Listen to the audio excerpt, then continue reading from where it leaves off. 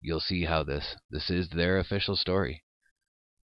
So we'll see how this pans out. Out from Mount McKinley, Alaska in 1906. His goal, to be the first man to scale the tallest peak in North America. That September, he headed for an eastern ridge with a packer named Edward Burrill. 12 days later, the two men returned, announcing that they had reached the summit. This part later becomes very important. Celebrated both Cook and Peary's accomplishments at their annual banquet in Washington, D.C. on December 15th, 1906. They were apparently still speaking at that time. They still appeared to be on friendly terms. Now, whether Peary liked the accolade which was given Cook at that dinner by Alexander Graham Bell, no one will ever know. In Dr. Cook, we have one of the few Americans who has explored both extremes of the world. And now he has been to the top of the world. Perhaps these words provoked Peary's simmering jealousies. When he rose to speak, the commander announced that he hadn't yet abandoned his life's ambition. To me, the final and complete solution of the polar mystery is the thing which should be done for the honor and credit of this country, the thing which it is intended that I should do, and the thing that I must do. Was Cook sitting there in Peary's shadow, already planning his own attempt to win the pole for himself? July 9th, 1908, New York City. A crowd gathered along the shores of the East River as the ice ship Roosevelt pulled out of its berth. Robert E. Peary, America's most famous polar explorer, was leaving for one final attempt to reach the North Pole. Even President Roosevelt joined in the excitement. Peary stopped at the president's home on Oyster Bay. Roosevelt came and inspected the whole ship. He admired Peary for heading off into the wilderness. He admired the grit, the determination.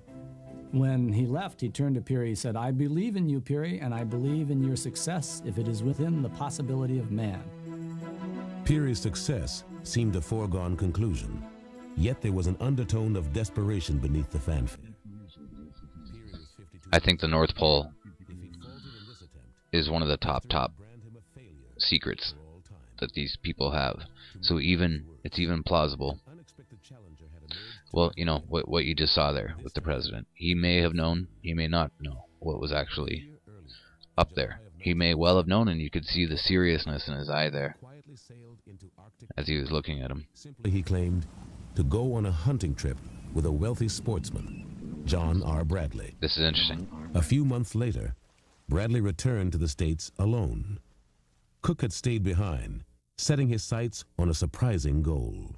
He wrote to the Explorers Club officially announcing his attempt at the pole. He said, "I find I have a good opportunity to go, so I've stayed." And he said, "So here's to the pole with the flag."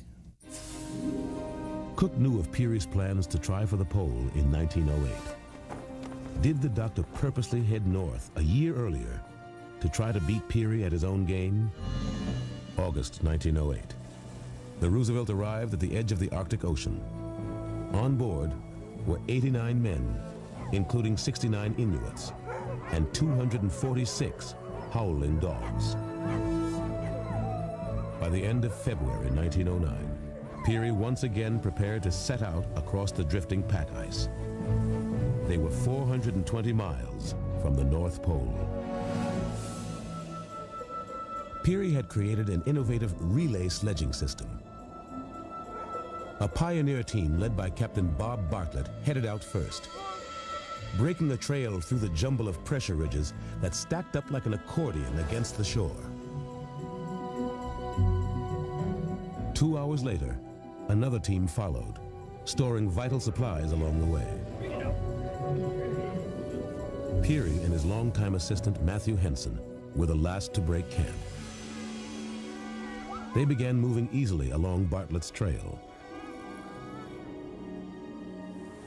5 days later, a wide stretch of open water Peary called the Big Lead halted their progress.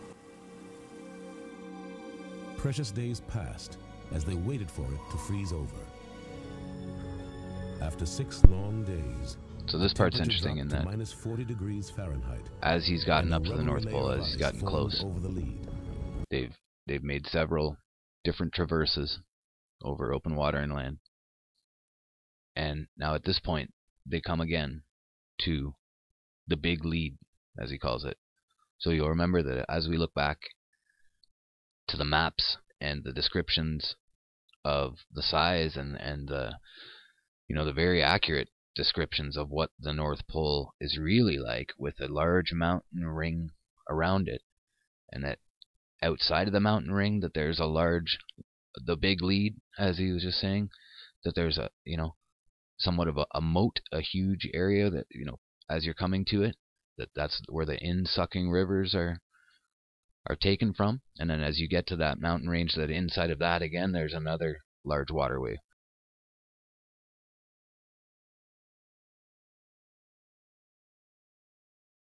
We're going to continue to piece this together as we go through. As they waited for it to freeze over. After 6 long days, the temperature dropped to minus 40 degrees Fahrenheit, and a rubbery layer of ice formed over the lead. The sledging teams finally continued northward, averaging 12 miles a day. One at a time, as they completed their jobs, the support parties began to turn back. On March 31st, Peary reached a record farthest north, 133 miles short of the pole.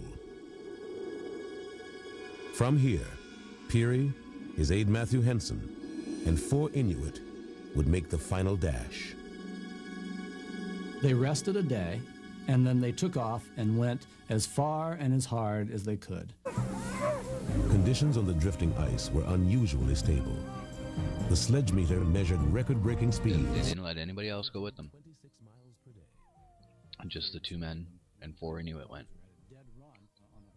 So as few eyes as possible would see whatever it is that they were going to see. Their purposes. 5 days later, Peary stopped to take a series of sightings.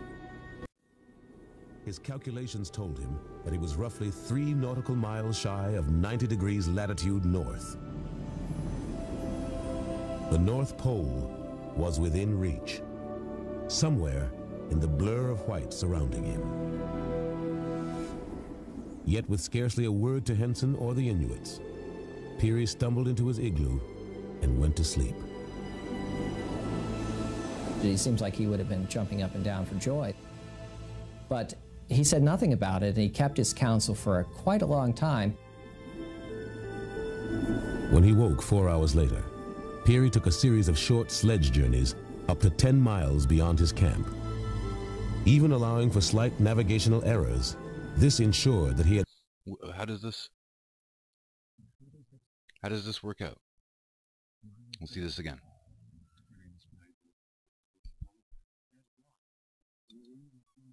So here he is with the astrolabe again, showing us a little nod to those who were in the know about the Inventio Fortunatae and measuring the lodestone with the astrolabe.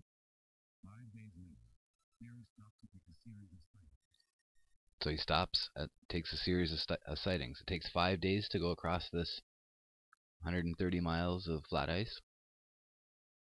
So we know that really there is a mountain range there, and the 4 in-sucking seas, the 4 in-sucking rivers. We know that that's what was really there. And then he's measuring with the astrolabe, and then his calculations told him he was roughly 3 nautical miles shy of 90 degrees latitude. His calculations told him that he was so he's measuring Mount Meru with his astrolabe. But we see a blurry picture of him the North Pole with a flag on a flat plain. Somewhere in the blur of white surrounding him. Somewhere. No, remember, he cut everybody else off from going with him. And he went and looked with his astrolabe and took measurements, exact precise measurements. But then we cut to somewhere in the blur of white surrounding him. Yet with scarcely a word to Henson or the Inuits, Peary stumbled into his igloo and went to sleep. It seems like It's he would have ridiculous. been jumping up and down for joy. But It's obviously, he said nothing about it, and he I kept think, his counsel not for what quite happened. a long time. So what really happened is that he was at the pole with his astrolabe measuring for the society and taking precise measurements to report back.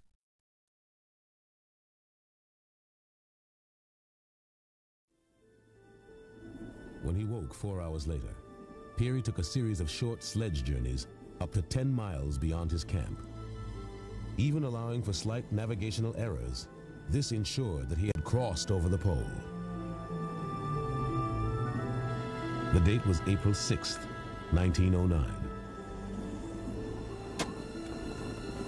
Robert E. Peary had worked toward this moment all his life. Yet, his emotions were oddly restrained. At this place, which my observations indicate to be the north polar axis of the Earth, I leave this record and the flag in possession, Robert E. Peary.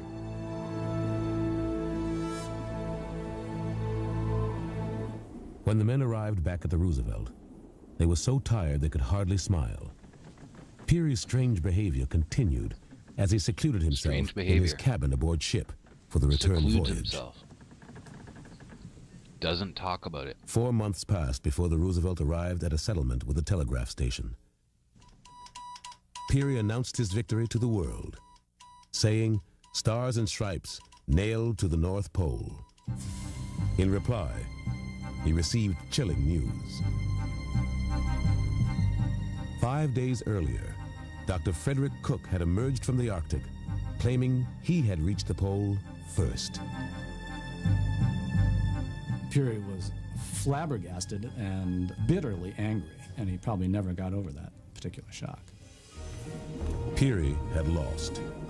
The world was indeed celebrating a polar hero, but it was Cook's story that they eagerly followed as it unfolded on the pages of the New York Herald. Isn't that strange? March 18th, 1908.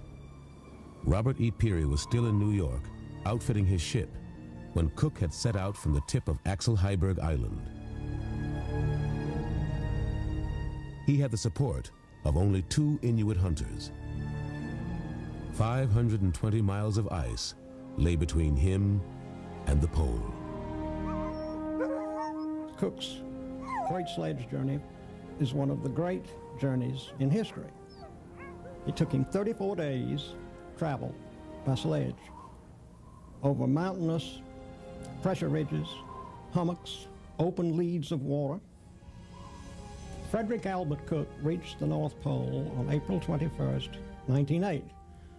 He realized the ambition of his life and became thereby the discoverer of the North Pole. Finally, under skies of crystal blue, we touch the mark. We are at the top of the world. The flag is flung to the frigid breezes of the North Pole.